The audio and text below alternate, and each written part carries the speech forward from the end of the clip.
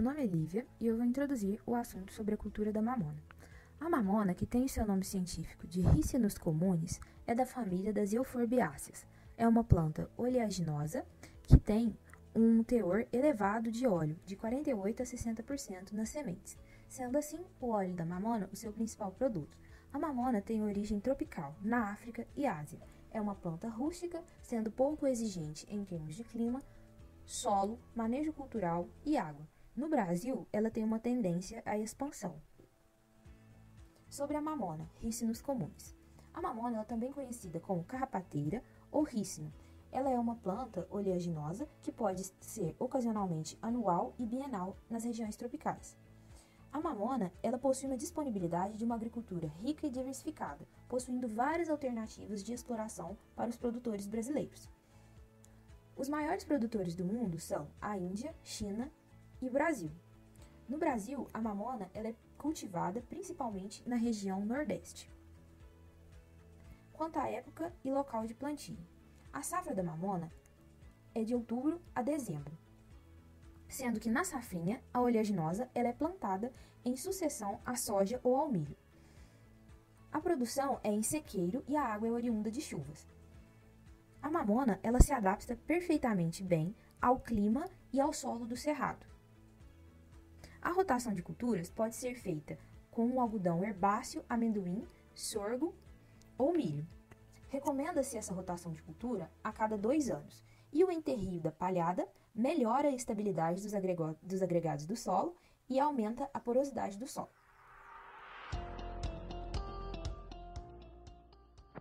Oi, eu sou a Karen e dando continuidade às características desejáveis do ambiente para a cultura da mamona, ela necessita em média de 700 milímetros de água distribuídos durante o ciclo, da fase inicial até a floração, em média 100 milímetros por mês distribuídos regularmente. A temperatura ideal é de 20 a 30 graus Celsius. Ela é uma planta que gosta de elevada insolação, com baixa umidade a maior parte do ciclo e, no geral, umidade menor que 60%, e não tolera geadas. Ela prefere solos de textura média. Não gosta de solos muito argilosos e nem solos muito salinos. Além disso, o relevo ideal para evitar encharcamento e inundações é recomendado áreas planas e suave ondulado. O porte da planta é médio, variando de 1,7 a 2 metros de altura, e seus frutos são semideiscentes, ou seja, são frutos que uma parte deles se abre espontaneamente. Ela possui sementes grandes, com teor de óleo de no mínimo 47%, e as cultivares com as características desejáveis para o cultivo são a BRS 149 nordestina e a BRS 188 paraguaçu. Quanto à adubação, é importante que se realize a amostragem do solo para dessa forma realizar a análise química e assim fazer as correções necessárias de acordo com a cultura. O nitrogênio, por exemplo, é recomendado 15 kg na semeadura e de 30 a 70 kg de cobertura. Os demais nutrientes devem seguir as recomendações das tabelas. Olá, meu nome é Patrick e eu vou falar sobre o plantio da mamona. No plantio da mamona são necessários de 5 a 15 kg de sementes, dependendo do espaçamento e do método de plantio. No espaçamento, já depende do porte da planta e da fertilidade do solo. Aqui a gente trouxe como exemplo o espaçamento para o porte médio.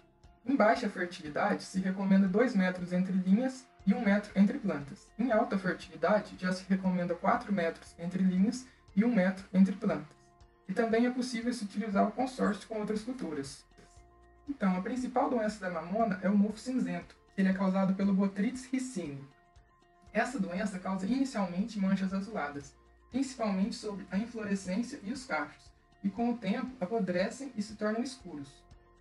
Pragas. Então, as principais pragas da mamona são as cigarrinhas e as lagartas que afetam as folhas e o percevejo verde, que está associado ao fruto. Aqui é a colheita e o beneficiamento.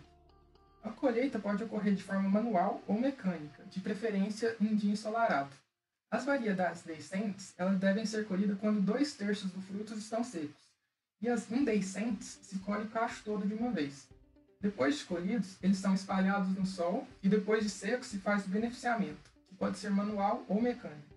No beneficiamento manual, é necessário separar as cascas e as sementes. Depois do beneficiamento, a semente é armazenada em sacos, colocada em local aberto, arejado e livre de umidade. Olá, aqui é a Ana Luísa. Eu vou falar um pouco das aplicações do óleo de mamona. Até a década de 70, ele era utilizado para a geração de luz e fins medicinais, uma vez que ele apresenta propriedades analgésicas, anti-inflamatórias e antihistamínicas. Mas depois dessa data, ele passou a ser amplamente utilizado na indústria, de modo que hoje há mais de 400 produtos obtidos da mamona. Aqui nós trouxemos apenas alguns exemplos. Revestimentos protetores de tintas e vernizes, impermeabilizantes de superfícies, fluidos hidráulicos, cosméticos, lubrificantes, plásticos, fungicidas e inseticidas, sabões e desinfetantes.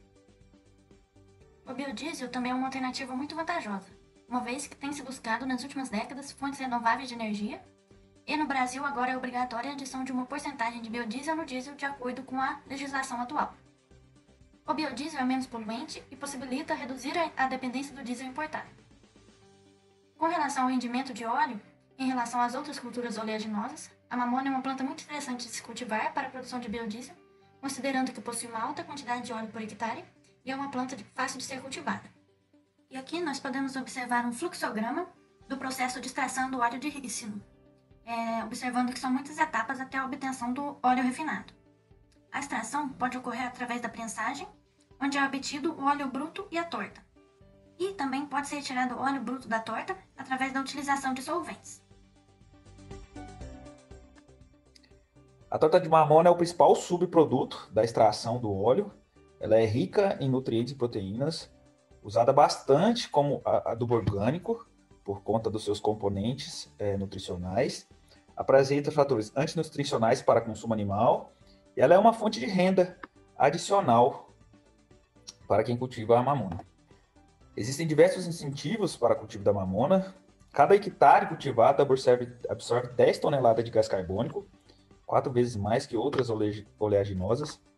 O Programa Nacional de Biodiesel, que foi lançado em 2005, que visa reduzir a importação de petróleo e diesel e reduzir a queima de combustíveis fósseis, colaborando para a produção da mamona, né? Incentivando a produção da mamona e de outras culturas que geram biodiesel.